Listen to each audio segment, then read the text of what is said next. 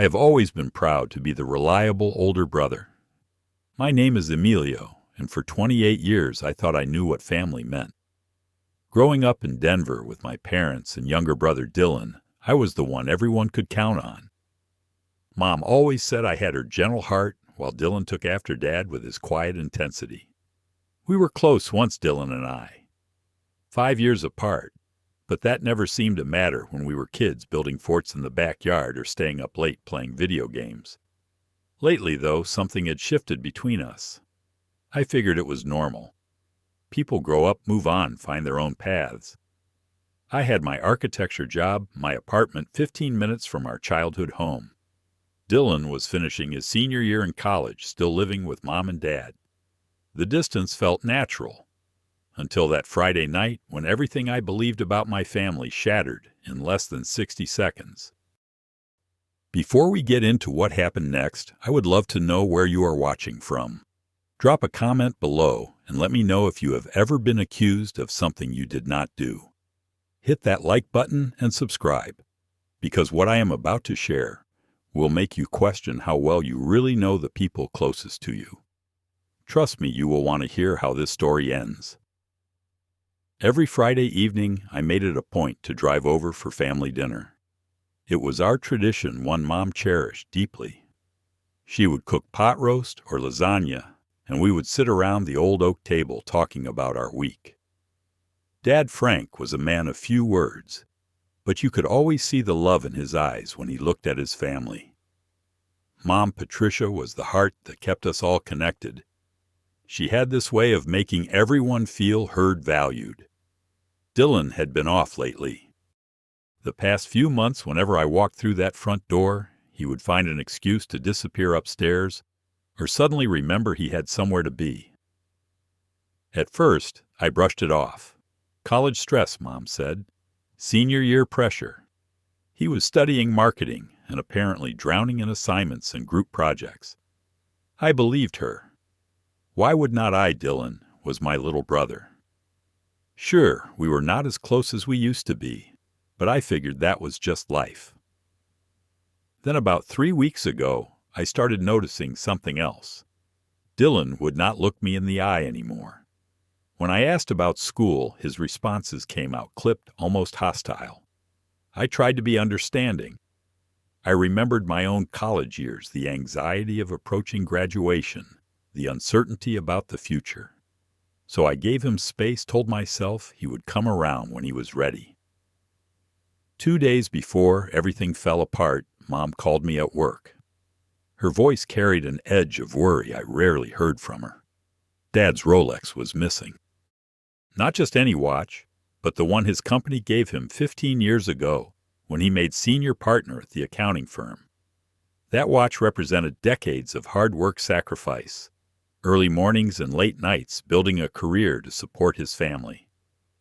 Dad wore it every single day. It never left his wrist except at night when he placed it in the wooden box on his dresser. Now it was gone. Mom sounded almost afraid to ask, but she did anyway. Had I seen it? Maybe Dad left it somewhere unusual. I told her no, I had not been by the house in almost a week because of a big project deadline. She thanked me, said they were tearing the house apart looking for it. I could hear Dad in the background, his voice raised in frustration. It was not like him to lose things. Frank was meticulous, organized to a fault. That evening, I drove over to help them search. The moment I walked in, I felt the tension thick enough to cut. Dad sat on the sofa, red-faced and silent. His jaw was clenched so tight I could see the muscles working. Mom moved around the kitchen, wringing her hands. Dylan was not home. Out with a study group, Mom explained, though something about the way she said it made me wonder. I stayed for dinner, trying to lighten the mood with stories from work, but Dad barely responded. Just nodded, pushed food around his plate. After I left that night, I felt unsettled. Something was wrong beyond a missing watch. I could sense it. The next morning, my phone buzzed with a text from Dylan. Simple words that made my stomach drop. We need to talk. It is about Dad's watch. I called him immediately. No answer. I tried 3 more times throughout the day. Nothing. By Friday afternoon, I was distracted at work, missing details in my presentation to a client. My boss noticed, asked if everything was okay. I said yes, but I was lying. Then my phone rang. Dad's name on the screen. I answered, expecting questions about the watch. Maybe he wanted my help filing a police report. Instead, his voice came through cold as winter steel. Come home. Now. 2 words, then silence. Not the concerned father voice I knew. This was something else entirely. When I asked what was wrong, he hung up on me. My hands shook as I grabbed my keys and headed for the door. The drive to my parents' house took 12 minutes. 12 minutes of my mind racing through possibilities. Had something happened to Mom? Was Dylan hurt? Nothing prepared me for what I found when I walked through that door. Dad stood in the center of the living room, like a statue carved from anger. Mom sat in her chair, tears streaming down her face, tissues crumpled in her lap. Dylan was there too, pressed into the corner by the bookshelf, his eyes puffy and red like he had been crying. The whole scene felt wrong staged somehow. I barely got my jacket off before Dad started yelling. I cannot believe you would do this to me. His voice boomed through the house, shaking me to my core. I stood frozen. Do what? What are you talking about? The confusion must have shown on my face, because for a split second, I saw something flicker in Dylan's expression. Guilt, maybe, or fear. Dad pointed at a small plastic bag on the coffee table. Your brother found my watch in your car. The words hit me like a physical blow. I stared at the bag, at the gleaming Rolex inside, then back at Dad's furious face. That is impossible. I never took it. My voice came out steadier than I felt inside. Dylan spoke then, his words tumbling out fast and uncertain. I saw it in your glove compartment this morning when I borrowed your car. I felt my world tilting. I never gave you my car. How did you? He cut me off, explaining how I had left my keys on the kitchen counter last week, how he had an emergency and needed to borrow it, how he found the watch when he was looking for napkins after spilling coffee. Every word sounded reasonable, but my gut screamed that something was off. I turned to Dad, tried to explain. Dad, I swear I did not take it. Why would I? But he was not hearing me.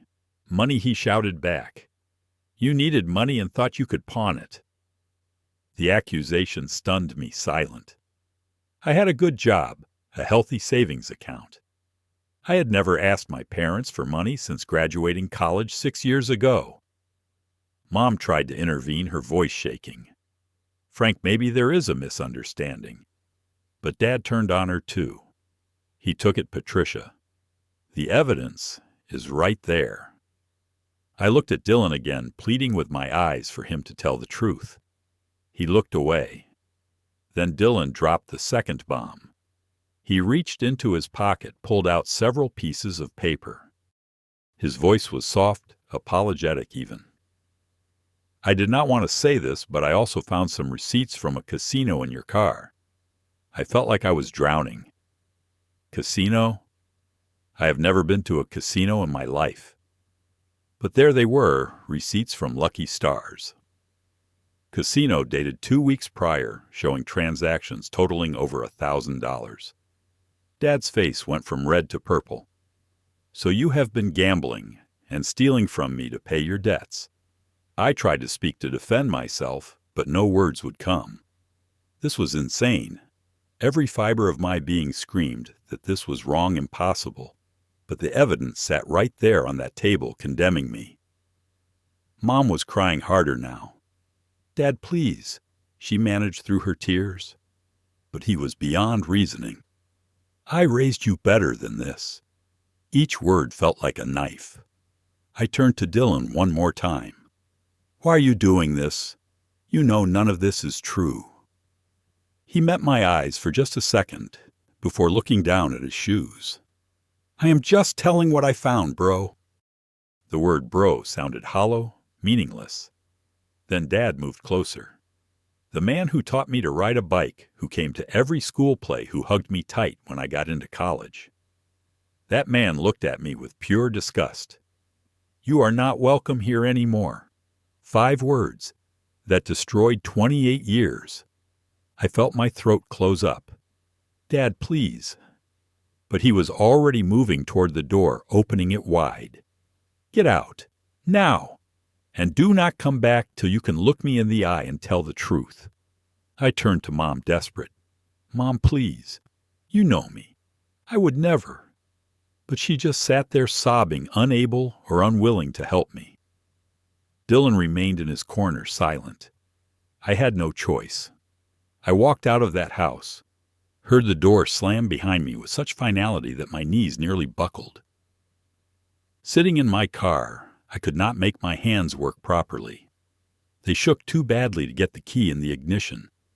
I kept replaying the scene, trying to understand what had just happened. My own father had thrown me out. My family believed I was a thief, a liar, a gambler in debt. And Dylan, my little brother, had been the one to destroy me with his lies. But why? That question haunted me as I finally managed to start the car and drive away from the only home I had ever known. The first night after being kicked out, I did not sleep. I lay in my apartment staring at the ceiling, replaying every moment, every word, the look on Dad's face, Mom's tears, Dylan's averted eyes. I called Mom's cell phone 6 times. It went straight to voicemail every time. I texted Dylan begging him to tell me why he was doing this. Red receipts showed he saw my messages. He never responded. Work became torture. I would sit at my desk staring at blueprints without seeing them. My colleague Sarah asked twice if I was feeling okay. I lied, said I was fine, just tired. The truth was too humiliating to share. How do you tell someone that your own family thinks you are a criminal? By the end of the first week, I started investigating. I am an architect. I solve problems, figure out structural issues, find solutions. I approach this the same way. First, I check my car insurance app. It tracks every time the vehicle is started, where it goes. The day Dylan claimed he had an emergency and borrowed my car showed nothing. My car had not moved from my apartment complex parking lot. Next, I called Lucky Stars Casino. Took me 3 tries to get through to someone in accounting. I explained I had receipts with transactions but no memory of being there, asked if they could verify. The woman put me on hold for 10 minutes. When she came back, her answer was clear. "We have no account under your name, sir. No record of you ever being here. Would you like to file a fraud report?" Fraud. The word clicked something in my brain. Dylan had set me up. But again, why then I remembered something from a month ago. Dylan had asked to borrow $500. Said it was for textbooks and lab fees. I transferred it without question, because that is what big brothers do. He thanked me, said he would pay me back soon. He never did, but I had not pushed it. Now I wondered what he really needed that money for. I started thinking back over the past few months. Dylan avoiding me. His stress that Mom attributed to school. What if it was not school at all? What if Dylan was in some kind of trouble and needed a way out? A way that involved throwing me under the bus. 2 weeks after that horrible Friday, I made a decision. I needed something from my old room at my parents' house. An old portfolio with some sketches I wanted to reference for a current project. I knew Dad worked until 6 on Saturdays. Mom usually went grocery shopping around 2 in the afternoon. If I timed it right, I could slip and grab what I needed and leave without confronting anyone. I pulled up to the house at 2:30. Mom's car was gone. Perfect. But as I approached the front door, I heard voices inside. Laughter. Music. I froze listening. That was definitely Dylan's laugh and other male voices I did not recognize. He was having friends over. After what he did, he was partying in our family home. Something made me walk around to the side of the house instead of knocking. The living room window was partially open, curtains drawn, but not completely closed. I could see inside. Dylan sat on the couch with three guys I had never seen before. Pizza boxes littered the coffee table. They were playing some racing game on the television, beers in hand. I was about to leave when one of the guys spoke up. "Dude, your brother still has not come back." Dylan laughed. It was not a guilty laugh or an uncomfortable one. It was genuine amusement. "Nope. And honestly, it has been so peaceful without him around." My blood went cold. Another friend chimed in. "Man, that is cold. But I guess you got what you wanted." Dylan took a sip of his beer, nodding. "I mean, I needed Dad off my back about money." Emilio taking the fall was convenient. I stood there, every muscle in my body rigid. He was admitting it, laughing about it. I pulled out my phone with shaking hands, turned on the voice recorder, and held it up to the window crack. Dylan kept talking, clearly feeling safe with his friends. "I owed some guys $3,000 from poker. Dad would have killed me if he knew." One of his friends looked impressed. "So you set up your own brother. That is hardcore." Dylan grinned. "He will be fine. He has always been the golden child anyway.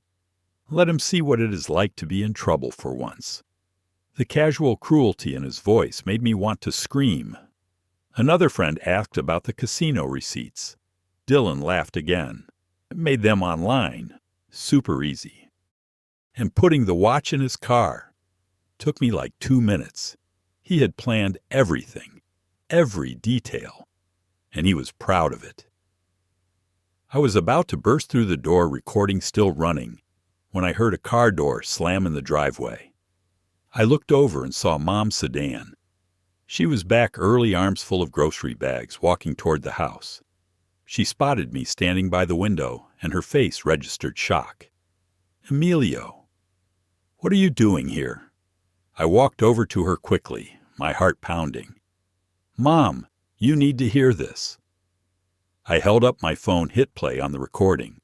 I watched her face as she listened to her youngest son confess to destroying her oldest son's life. Her expression went from confused to horrified to heartbroken in the span of 30 seconds. When the recording ended, Mom stood there, grocery bags sliding from her arms to the ground. "Oh my God, Dylan?" Her voice was barely a whisper. Then something shifted in her face, a steel I had rarely seen. She walked past me straight to the front door and pushed it open hard enough that it banged against the wall. I followed her inside. Dylan's head snapped up, saw Mom, then saw me behind her. The color drained from his face. His friend sensed the change in atmosphere, immediately making awkward excuses and hurrying out the door. Within 30 seconds, it was just the three of us. Mom stood in the center of the room, the same spot where Dad had confronted me 2 weeks ago. "Is it true? Did you do this to your brother?" Her voice shook, but held firm. Dylan started to stammer. "Mom, I was just joking with my friends." I stepped forward, joking. "You destroyed my relationship with Dad because of a joke." Mom held up her hand. "Tell me the truth. Right now." Dylan looked between us, trapped. Then he crumbled. Tears started falling. "I am sorry. I am so sorry. I was desperate." The whole story poured out. Poker debts to some guys from school. $3,000 he did not have. Afraid to tell Dad because he would lose his mind. Thought if he could frame me for stealing the watch, Dad would be too focused on that to notice Dylan's own problems. Figured everyone would forgive me eventually anyway. Mom sank into a chair, hand over her mouth. "How could you do this to your own brother? To this family?" She looked at me then, and I saw her heart breaking. "I am so sorry, sweetheart. I should have believed you. I should have fought harder for you." Before I could respond, we heard Dad's truck in the driveway. He was home early, too. This was it, the moment of truth. Dad walked in, saw me, and his face immediately hardened. "What is he doing here, Patricia?" His tone carried the same coldness from 2 weeks ago. Mom stood up, walked over, and handed him my phone with the recording queued up. "Just listen, Frank." Dad looked suspicious, but took the phone. I watched his face as he listened to Dylan's confession. Saw the anger melt into confusion, then shock, then something that looked like pain. When it finished, Dad stood completely still for what felt like an eternity. Then he turned to Dylan. "You did this? You lied to me about your own brother?" Dylan could not even look at him. "Dad, I am sorry." But Dad was not having it. "Sorry. You let me throw my son out of this house based on lies." Then Dad turned to me. The anger was gone. In its place was something worse. Regret. Shame. "Son, I do not know what to say." I stood there, arms crossed, still hurt despite the vindication. "You did not believe me, Dad.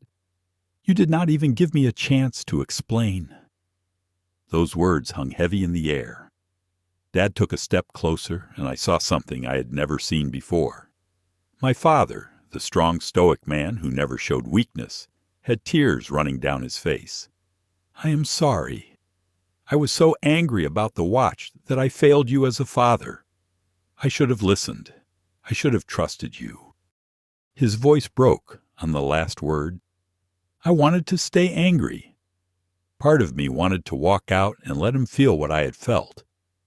But standing there looking at my father cry for the first time in my life, I felt my own resolve cracking. "I needed you to believe in me, Dad. That hurt more than anything else." He nodded, wiping his eyes roughly. "I know, and I will spend the rest of my life making it up to you." The aftermath was not clean or simple. Dad and Mom decided Dylan had to face consequences. He was given 2 weeks to find his own place and move out. All financial support was cut off immediately. He had to get a job, pay his own rent, cover his own tuition for the final semester. Dylan was furious, at first felt like we were ganging up on him. But Mom stood firm. "You made adult choices, Dylan. Now you face adult consequences." I did not speak to Dylan for 3 months. I needed time to process what he had done to heal from the betrayal. He sent text after text apologizing, but I was not ready. Maybe I would never be ready. That was okay, too. With Mom and Dad, things moved slower. Dad called every single day, even when I did not answer. He left voicemails, just small updates about his day, telling me he loved me. Mom sent long text messages pouring out her guilt for not standing up for me that night. She said she had nightmares about it, about failing me when I needed her most. After a month, I agreed to meet Dad for coffee. We sat in a booth at the diner near his office, and he told me everything he had been feeling. The betrayal he felt thinking I stole from him. The shame he now carried for not trusting me. The fear that he had permanently damaged our relationship. I listened, and while I was still hurt, I started to understand. He had been manipulated, too. We all had been. Slowly, piece by piece, we rebuilt what Dylan had broken. I came back for Thanksgiving, though the dinner was quiet and awkward. Christmas felt a bit more normal. Dad gave me a new watch that year, a beautiful piece with an engraving on the back. To my son, whom I should have always believed in. I wore it every day after that. It took almost a year, but eventually Dad and I found our way back to something that felt like trust. It was not the same innocent trust as before. This was harder earned, built on honest conversations and consistent actions. Mom and I healed faster. She never stopped reaching out, never stopped reminding me she loved me. 6 months after everything happened, Dylan sent a letter. Not a text, but an actual handwritten letter. In it, he apologized without making excuses, explained that he had been working full-time at a warehouse while finishing school, that living on his own had taught him what real responsibility meant, that he understood if I never forgave him, but he wanted me to know he was genuinely sorry and working to become a better person. I thought about that letter for 2 weeks before I called him. We met at a neutral coffee shop. Dylan looked different, thinner, tired, but somehow more grown up. He did not make excuses or try to justify what he did. He just said he was sorry and that he understood I might never trust him again. We talked for an hour. I did not forgive him that day, but I told him I was willing to see where things went. Forgiveness came slowly in small moments. Dylan getting a promotion at his warehouse job and calling to tell me first. Dylan showing up at Mom and Dad's when he knew I would be there, not to corner me, but to show he was trying. Dylan paying back the $500 I had lent him, plus interest he insisted on adding. Little things that added up over time. A year after that terrible Friday night, I sat at Mom's birthday dinner. Dad was laughing at something she said. Dylan sat at the far end of the table, quieter than he used to be, but present. We were not fixed, not completely. The crack in our family foundation would always be there. But we were finding ways to build around it. I learned that family is complicated. People make terrible choices, hurt the ones they love, betray trust in ways that feel unforgivable. But I also learned that holding on to anger only poisons yourself. Forgiving Dylan was not about saying what he did was okay. It was about freeing myself from the weight of bitterness. Trust, once broken, takes years to rebuild. But sometimes the effort to rebuild it teaches us more about love than the trust itself ever did. I still do not know if Dylan and I will ever be as close as we once were. Maybe we will not. But I know this much. I am no longer the person who was kicked out that night. I am stronger, more careful with my trust, but also more aware of my own capacity to forgive. And maybe that is the real lesson in all of this, that being wronged does not have to define you, that you get to choose who you become after betrayal, that family is not just the people who never hurt you, but also the people willing to do the hard work of healing after they do. Has anyone in your life ever betrayed your trust? How did you handle it? I would love to hear your stories in the comments below. If this resonated with you, please hit that like button and subscribe for more real stories about life, family, and finding your way through difficult times. Share this with someone who might need to hear it today. Thank you for listening to my story, and I hope whatever you are going through, you find your own path to peace. Take care of yourselves out there.